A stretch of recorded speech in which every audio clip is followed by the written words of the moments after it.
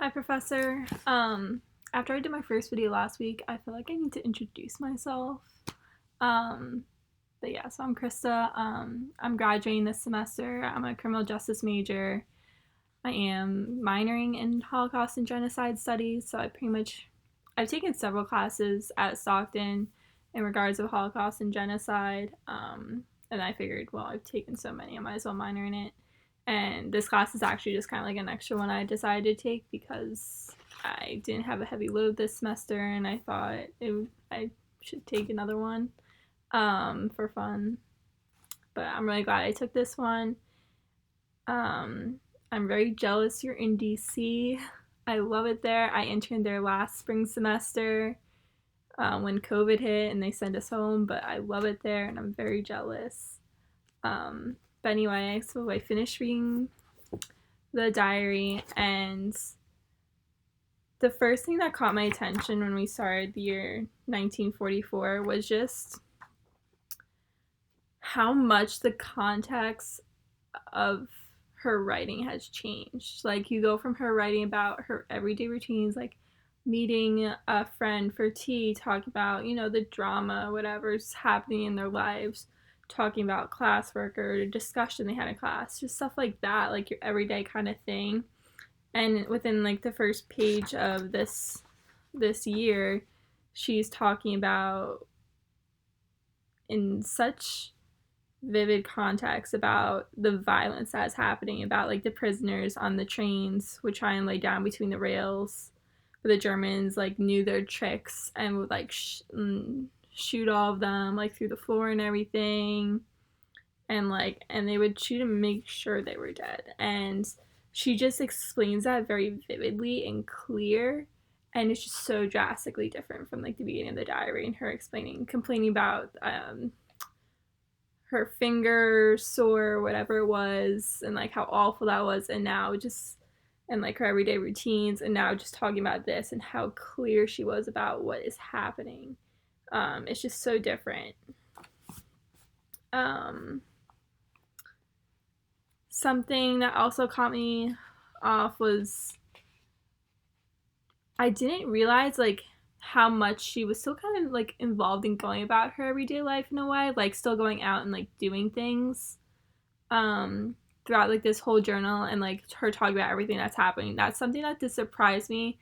It's just how she was kind of like going out, and then eventually she does kind of say how like one day she was talking about how she went to the library, and then then one a couple of days later in one of her entries she talked about like Jews were being arrested for just being out and about, which is why I thought it would have been like much earlier on with everything she was describing. So I was kind of surprised that she was still going about her day, kind of. Um, it was interesting to read about the mother begging them not to like take her child, pretty much begging them to like to abandon her child. And she writes like, you have a fairly clear idea of what to expect to beg to be allowed to abandon your child. And like, what parent would want like ask for that? Like, what loving devoted parent would ask to abandon their child? And that just brings you back to like what it was like then. um Something I think that really continued was like how involved she was with children. And like now I realize, like finishing this chapter and the rest of the book, that she was very much involved with children, and apparently she was involved in um helping get like 5 children to safety and getting them out and finding them homes. And that was something that I found very touching, and I feel like she really downplayed on her part, that she was kind of doing this. One of the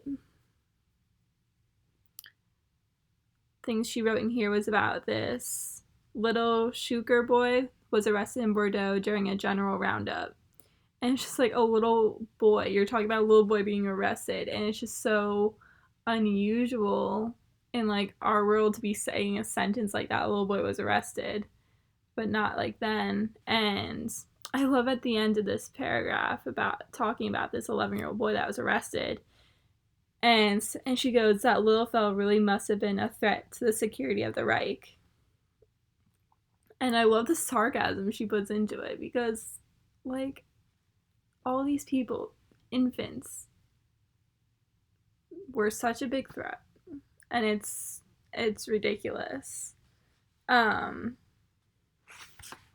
but that was one thing that I really didn't, I guess I didn't, like, you see that she does do a lot of stuff with these students, like taking them, I think she would take them to like museums and stuff like that, take them around and with these children, and it all ties into how I guess that she really was involved with children and helps get them out and get them to safety. Um Another passage from here that she says is that she talks about we shall rest, and it meant the sleep of the dead is what is meant. And then she thinks that isn't it horrible that they've almost stopped grieving for the dead. And like it's such a sad thought because like they're dead, they're out of their misery, they're free, they're not still experiencing all this torture. And it's so depressing. Like, you know, you grieve for the dead, you always like talk about grieving for the dead and stuff, grieving for someone, but at this point they're kind of just thinking like, why are we grieving them? Like, they're free, they're not suffering anymore, they're free of this, all these horrible things that are happening. Let's see what else. She also talks about like suppressing her hatred. Like, does the effort to suppress the hatred anyway mitigate the evil that has been done?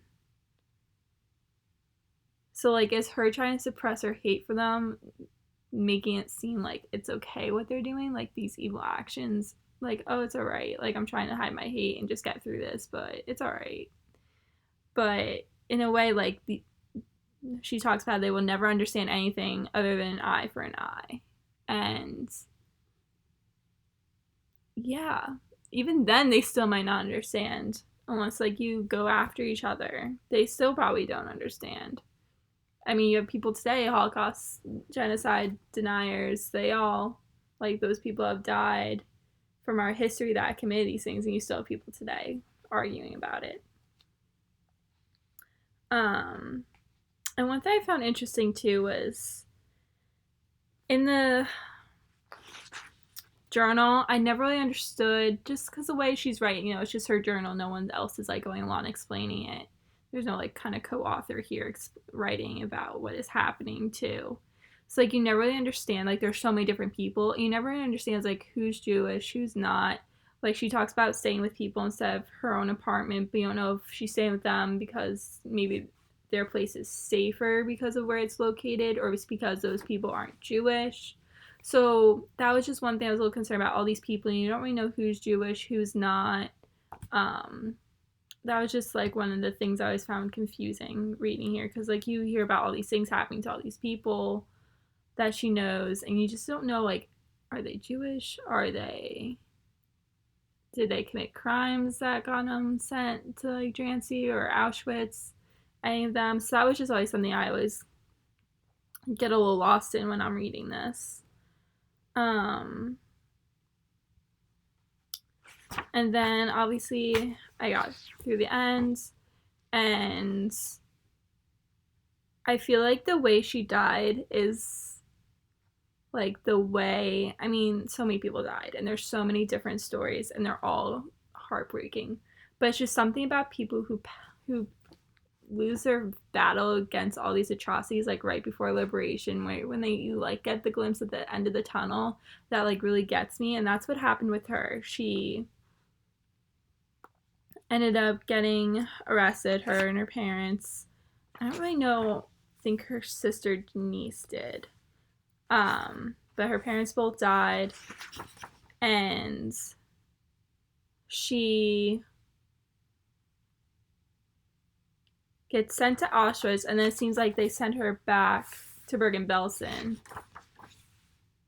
and where she gets typhus and like she can't move, get up, and the camp is liberated. Like 5 days before the camp was liberated, she's sick with typhus, and then like when her fellow inmates would come back, they find her lying on the floor, and she's like brutally beaten, and like she's passed. And it's just heartbreaking when I read stuff like this. I think like the same thing happened to Anne Frank. I think like a week or two prior, she was, I think, at Bergen-Belsen. It's been a while since I've touched up on Anne Frank, but I think she was at Bergen-Belsen, and then she was sent on a train just a week or two before Bergen-Belsen was liberated to Auschwitz, where she died. I'm pretty sure. I'm a little rough on Anne Frank. It's been a while, but it's stuff like that that really gets me angry about all these atrocities. Like, these people are so close, they've hung on for so long, and then it's just like the snap of a finger and it's over. And that's just something that always just really bothers me when I read about certain stories. I did like the end of the book that it did clarify things, like about Jean Morecki, and she definitely didn't talk about as much in this chapter, which is heartbreaking too, because like, you know, she was in love with this boy who was apparently her fiance, which I only really caught on to when they explained at the end. But it's like heartbreaking, like she wasn't talking about him that year at all. Like there's too much going on that like love in a way wasn't on her mind, and it's sad. She mentioned him a few times, but nothing like in the other chapters, even compared to like the last year. Nothing compared to then when he was gone. Like it's sad and it's heartbreaking. But overall, I really enjoyed reading this journal. I like that we also got a glimpse of Jean Morecki. It's nice to see that he survives, and it's nice to see read his thoughts on her and what he thought about her, and just like to see their love be two ways instead of just one way, reading from her perspective the whole time. It was nice to see the love go both ways between them and read what he thought about her, and it was really like a nice way to end it. So overall, I really enjoyed this. I'm glad we had to read it. I look forward to writing more about it.